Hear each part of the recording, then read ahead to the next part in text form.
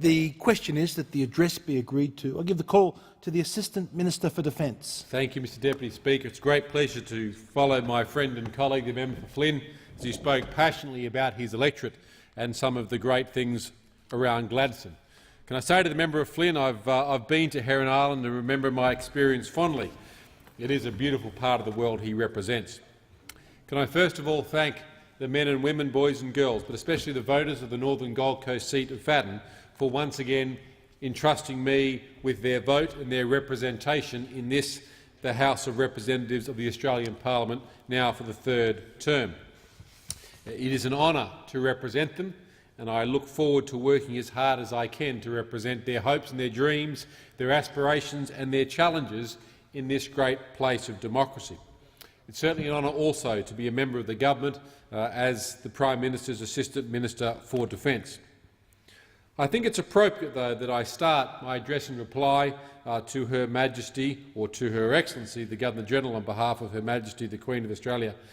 It's important to also recognise my school leaders. The world runs because leaders step up and do what they're asked to do, and leadership can be a lonely path. Well, I have got hundreds and hundreds of new school leaders who, like me, will be working very hard to represent not just their schools, but also their communities, their families and all of the Northern Gold Coast. I know these new school leaders will do us exceptionally proud as we hope to serve our country proudly. And I believe that each and every one of them will do a great job. And I know that their schools and their families are proud of them.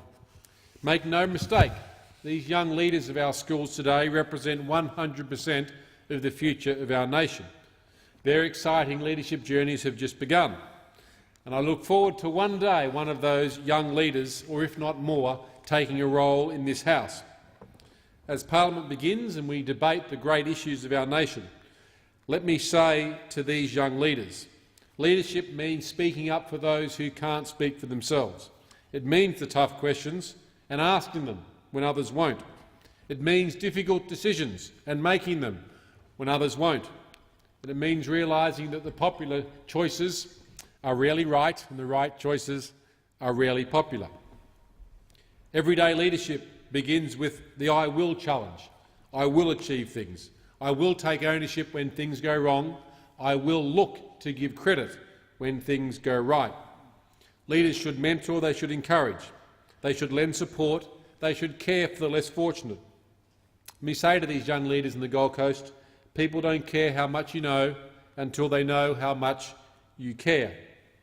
It's more about others than about self. And if these young leaders of the Gold Coast, some extraordinary young men and women, if they can grow into all that we proclaim in this place, I think the nation can be proud of them. Right now they're learning what it means to sacrifice their time and their talents to do what's right. They're learning to be role models and to lead by example. They're learning to inspire and be creative. They're learning to have a go. John Quincy Adams once said, "If your actions inspire others to dream more, learn more, do more and become more, you are a leader." Let's hope all of us, especially in this place, can remember that as we get down to business in both this parliament and as our schools get down to their business of educating the next generation of future leaders. So congratulations to our Fadden school leaders. I shall be watching their leadership with enormous interest, and I table the names of my school leaders so that their name can fill the halls of this place and their potential be recognised and their journey can be watched. As we praise our school leaders, it's also important to recognise that in my part of the world, the Northern Gold Coast, we are indeed in paradise. It is a beautiful area with great potential, from the waterways of the Broadwater as it touches the hinterlands it reaches into Mount Tamborine, from the great suburbs where many of our more senior Australians have decided to live, to the more family areas where people are having a go, to areas of the great theme parks with SeaWorld, with Whitewater World, with Wet n Wild, with Movie World, with the R.M. Williams Show. We are the theme park capital of the country. There is an enormous amount that the Northern Gold Coast has got going for it, and it is a great pleasure to represent it. The last two terms, it's been my pleasure to do a range of initiatives and achieve a range of goals from the area.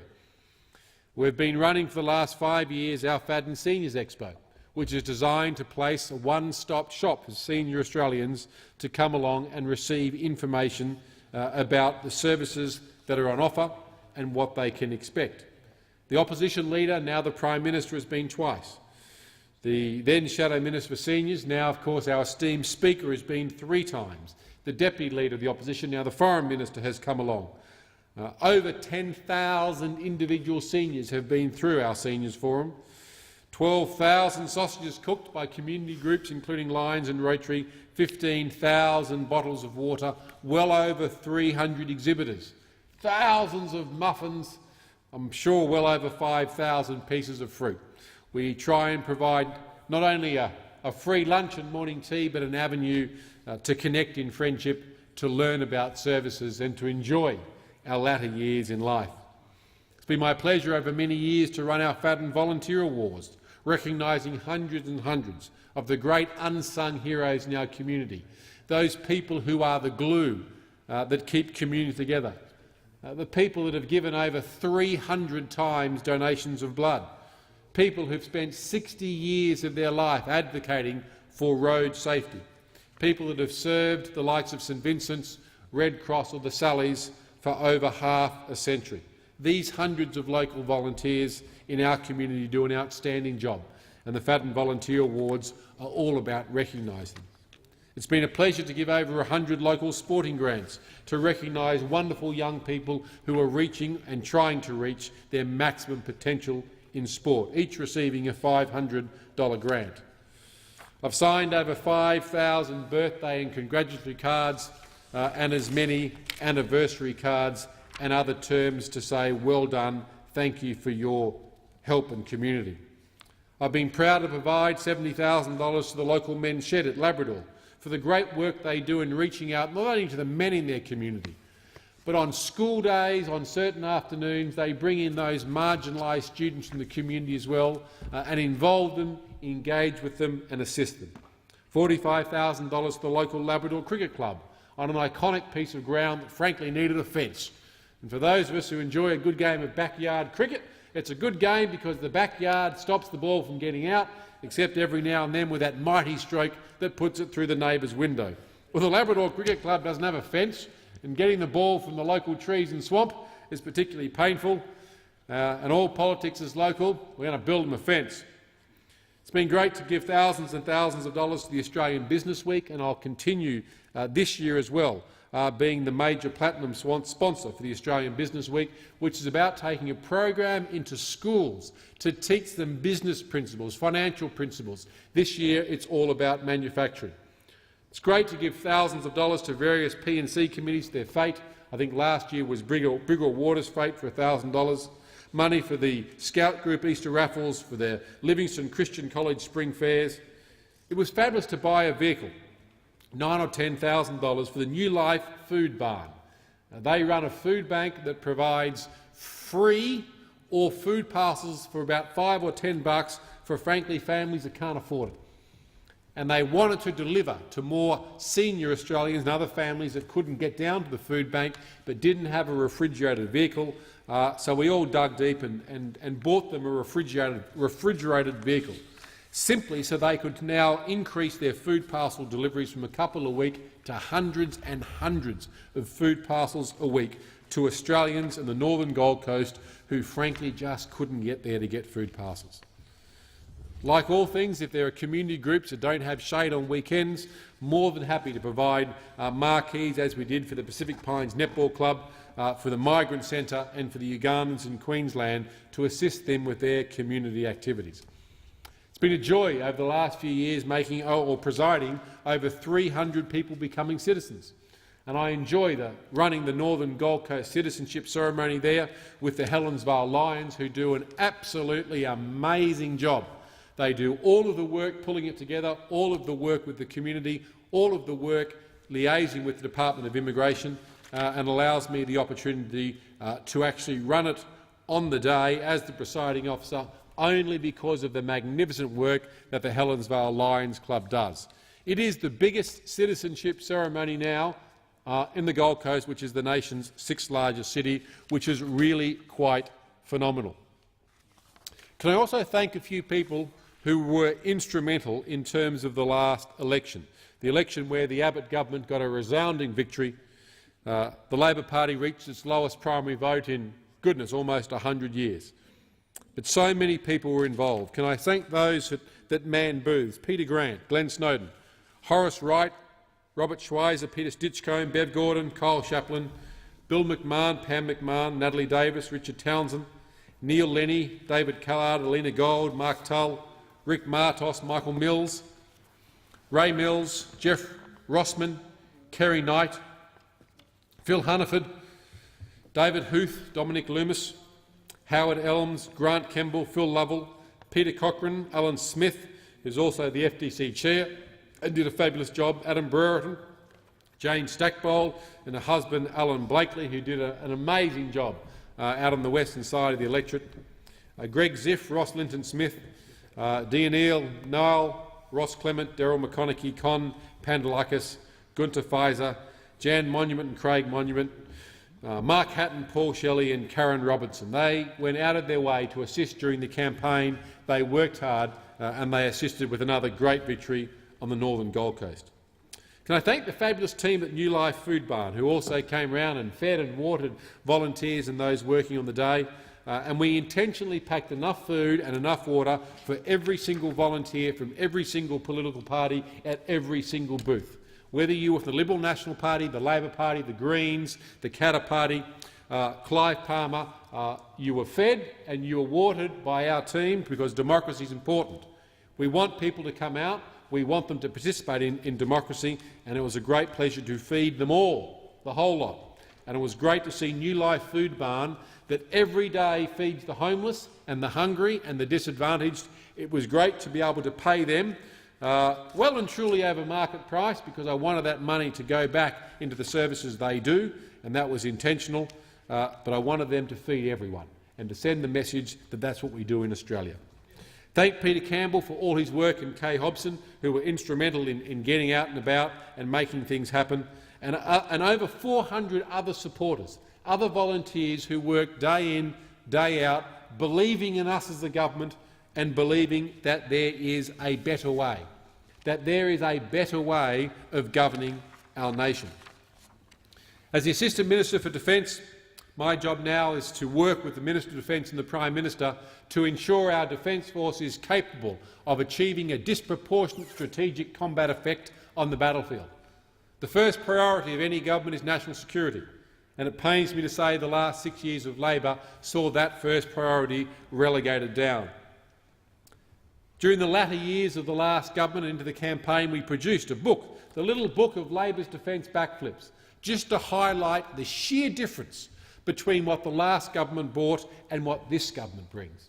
And I was proud to do the defence launch with the now Prime Minister and the now Minister for Defence, with the Aviation Brigade down at Lutchcombe Field at Holsworthy, as we stood there and nailed our colours to the wall, when we, as a political party seeking government, said that we will not cut defence expenditure. Any savings we find in defence, we will reinvest back in defence, and we will take the budget back to 2% of GDP by 2022.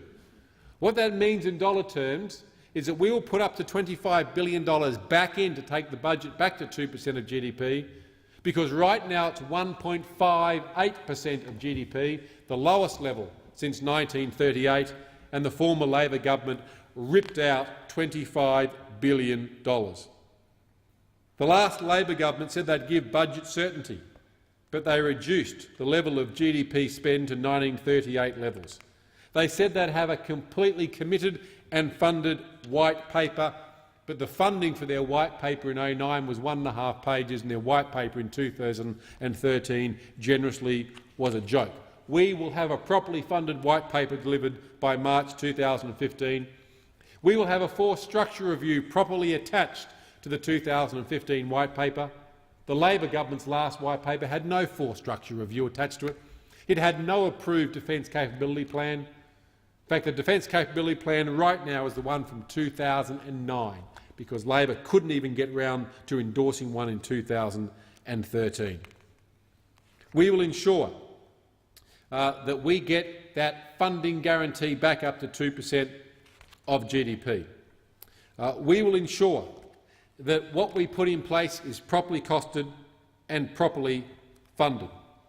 We will ensure a generous military superannuation system, and we will index DFRDB pensions to the level of male total average weekly earnings, or indeed the new living cost index.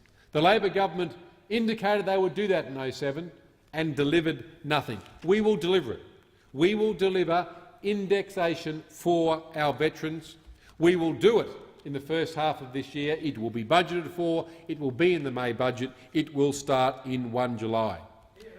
We have already not only announced, but I have implemented the Coalition's commitment for free ADF healthcare. As of 1 January this year, any dependent spouse and dependent or dependents, be they children, or you may have an auntie or an uncle who is classified as dependent, right now, any out-of-cost or out-of-pocket costs for Medicare, the system will pay for it. You'll also have $400 per dependent per year to spend on ancillary health care, podiatry, physiotherapy, chiropractic dentistry. And you can pool it. So if you're a serving member, a female sergeant in one of our regiments, married with 4 kids, well, the married spouse and the 3 kids, 4 of you can pool that $400, and that gives you $1,600 to get little Johnny's teeth fixed. Well, in 2007, Labor promised to build 12 health centres, which they never did. They then promised a trial in terms of providing health services on bases. The trial went forever. Their last budget, they cut $50 million out of the program. Well, we promised it. We have delivered it. It is live right now. People were receiving the benefit on day 1, the 1st of January, and Navy Health, as the provider, is doing a fabulous job. We committed that we will give Australian industry the opportunity to compete for project work as much as possible.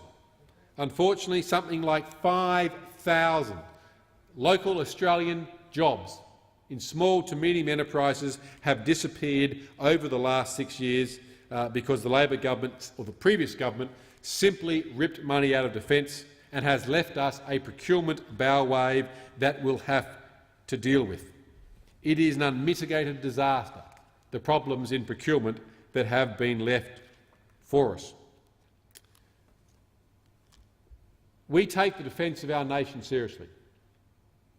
When we made commitments in terms of the defence budget, we'll keep them.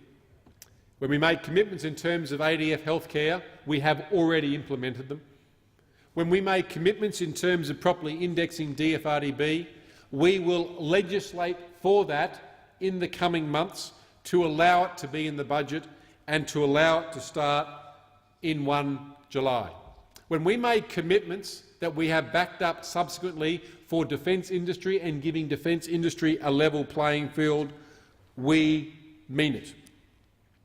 When we spoke about Operation Sovereign Borders and we committed a single chain of command through Minister Morrison through to a joint agency task force headed by a 3-star, that we would force assign military assets to achieve the effect we wanted in the north of Australia, we did it.